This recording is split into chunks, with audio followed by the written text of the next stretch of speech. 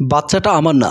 অতঃপর দ্বিতীয় পার্ট। আমার পেটে তিল তিল করে বেড়ে উঠছে সম্পূর্ণ বৈধ সন্তান। পেটে হাত দিয়ে মনে মনে আরো বললাম, তোকে কেমন করে আমি পৃথিবীর আলো দেখা থেকে বঞ্চিত করব? তা তো মানুষের কাজ হবে না। এমন কাজ যারা করে তারা কি মানুষের আয়তায় পড়ে কিনা আমি জানি না। তারপর সেখান থেকে চলে এলাম।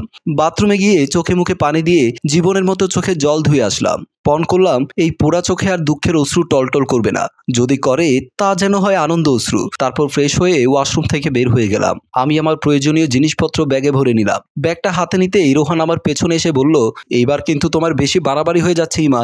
আমি ওর কথার জবাব দেওয়ার প্রয়োজন অনুভব করলাম না। যার কাছে আমার মুখের কথার কানাকড়ি মূল্য নেই তাকে কিছু বলার চেয়ে না বলাই অনেক ভালো। রোহান বলল, আবারও ভেবে দেখো কাজটা কি ঠিক হচ্ছে কিনা। আমি মাথা না তুলে জবাব দিলাম, এটাই সঠিক সিদ্ধান্ত রোহান।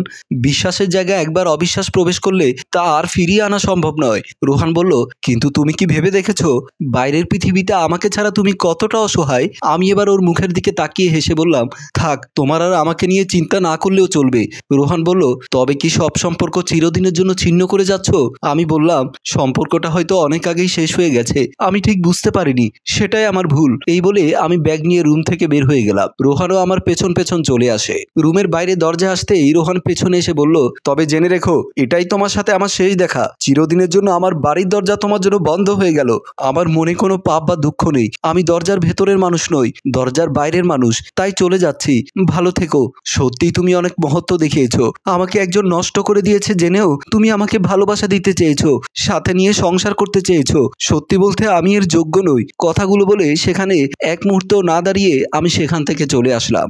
বাড়ির সামনে এসে কলিং বেল চাপ দিলাম। বাবা বেঁচে থাকলে মনের কথা খুলে বলা যায়। জানি না ভাইয়ারা কি বলে, ভাবিরা কি বলে। সত্যি বলতে মেয়েদের একটাই ঠিকানা যেটা পরিবর্তন হয় না কখনো, তা হলো বাপের বাড়ি। যদিও আমার বাবা নেই, অনেক আগেই মারা গেছে, কিন্তু মমতাময়ী মা বেঁচে আছেন। দু চার কথা হয়তো শুনতে হবে, কিন্তু স্নেহ মাখা বুকে ঠিকই জড়িয়ে নেবেন। এমন পরম শান্তিপূর্ণ আশ্রয় আর কোথায় পাবো? আরো একবার কলিং বেলে চাপ দিলাম। দরজা খুলে আমার দিকে জিজ্ঞাসু দৃষ্টিতে তাকিয়ে রইল হালকা বয়সের একটি সুন্দরী মেয়ে। আমি ঢুকতে চাইলে সে বাধা দিয়ে বলল, কে আপনি?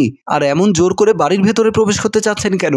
আমি দরজার ভেতরে ঢুকে জোর গলায় মা বলে ডাক দিলাম, কিন্তু কেউ সাড়া দিল না। আবারও ডাকলাম, তবুও কেউ এসে বলল না, ইমা তুই? আমি মনে মনে কিছুটা দমে গেলাম। ভাবলাম ব্যাপারটা কি, মেয়েটি যতই সুন্দরী ঠিক ততটাই রুক্ষ ব্যবহার তার। আমাকে জোর করে বের করে দিতে চাইছে। আমি মেয়েটার দিকে তাকিয়ে বললাম, এই তুমি কে? আমাকে বাধা দাও। জানো আমি কে? আমার এমন দৃঢ়তা দেখে সে আপা আপা বলে ডাকতে থাকে। এমন সময় বড় ভাবি ছুটে এসে আমাকে দেখে বিরক্তি মুখে বলল, ইমা তুই? আমি বললাম, আগে বলো এই বেয়াদব মেয়েটাকে। ভাবি বলল, এটা আমার ছোট বোন। কেন, কি হয়েছে? আমাকে বাড়ির ভেতরে প্রবেশ করতে দিচ্ছিল না। ও রশনি, তুই ভেতরে যা, এটা তো দুলাভাইয়ের ছোট বোন। রশনি চলে যাবার পর ভাবিকে বলল, ও কি এখানেই থাকে? ভাবি তাচ্ছিল্যে সুরে বলল, তাতে তোমার কি কাজ? তুমি এতদিন পর কেন এসেছো তাই বলো। আমি অবাক হয়ে জিজ্ঞাসা করলাম, এই কেমন কথা ভাবি? তুমি যে কাজ করেছো তাতে এর চেয়ে ভালো কথা বলা যায় না। আমি তো তোমার সাথে ভদ্র আচরণই করেছি, কিন্তু তোমার ভাই এলে তাও করবে না। আমি ব্যাগ হাতে দুয়ারে দাঁড়িয়ে আছি, কিন্তু ভাবি একটিবারও বলল না ভেতরে আয়। আমার অন্তরে কেমন অস্থিরতা শুরু হয়ে গেল। আমি ভাবিকে ঠেলে দিয়ে মায়ের রুমের দিকে চলে গেলাম। আমি মায়ের রুমের দরজার সামনে গিয়ে মা মা বলে ডাকতে থাকি, কিন্তু কোথাও আমার মা একটিবারও তো জবাব দিলেন না। কই যে গেল? ভাবি পেছনে এসে বলল, তিনি নেই। আমি নিজের অজান্তে কেঁপে উঠে জিজ্ঞাসা করলাম, নেই মানে? ভাবি প্রতি উত্তরে বলল, নেই মানে গত বছর তিনি মারা গেছেন। যাবার আগে তিনি বলে গেছেন এই বাড়ির কেউ যেন কোনোদিনও তোমার সাথে সম্পর্ক না রাখে।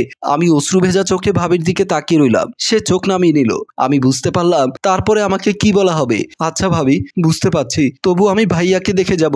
ভাইয়ার সাথে দেখা হলেই চলে যাব। এই বলে সোফার রুমের দিকে চলে আসি। সোফায় বসে ভাবছি, হাজার হলেও সে আমার মায়ের পেটের ভাই। বুকে টেনে না নি, কিন্তু আমাকে এই দুর্দিনে একেবারেই ফেলে দেবে না নিশ্চয়ই। একটু পর ভাইয়াকে দরজা খুলে দেয় ভাবি। ভাইয়াকে দেখে ভাবি বলল, তোমার আদরের বোন এসেছে। কি বলছো? ইমা এসেছে? হ্যাঁ, তোমার জন্য সোফায় অপেক্ষা করছে। আচ্ছা ঠিক আছে, আমি দেখছি, তুমি যাও।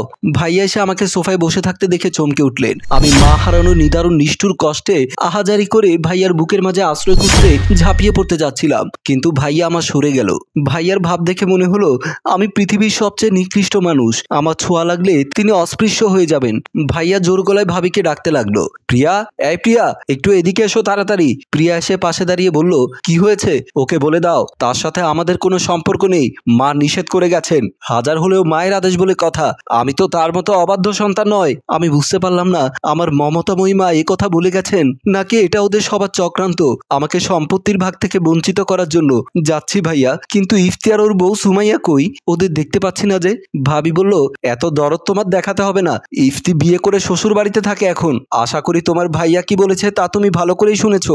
জি ভাবি, গেলাম, পারলে একটু দোয়া করিয়েন বলেই আমি বের হয়ে গেলাম। দরজা দিয়ে বের হয়ে বাড়ির দিকে তাকিয়ে আছি আর ভাবছি, কই যাব আমি? নেই শ্বশুর বাড়ি, বাপের বাড়িতে সবাই পর করে দিল। না জানি কোন পাপ করেছি যার জন্য সৃষ্টিকর্তা আমাকে এতভাবে শাস্তি দিচ্ছে। আমার কেমন জানি দম আটকে আসছে। আর মেয়েটির বুক ভরা আর্তনাদ ও চাপা কষ্ট দিয়ে আমাদের গল্প এখানেই শেষ হয়। সম্মানিত ভিউয়ার্স, আসলে মেয়েটার মা কি মারা গেছে নাকি খুন করা হয়েছে? মেয়েটা এখন কই যাবে? এমন একটা মেয়ে তো রাস্তায় রাস্তায় ঘোরা সম্ভব নয়। মেয়েটির শেষ পরিণতি জানতে কমেন্ট করুন পরের পর্বের জন্য। গল্পটি ভাবনায় হাশেম রাজু, পরিচালনায় সাব্বির ও প্রযোজনায় উত্তম কুমার। গল্পটি ভালো লাগলে লাইক, কমেন্ট এবং শেয়ার করে অন্যকে দেখার সুযোগ করে দিন। ধন্যবাদ।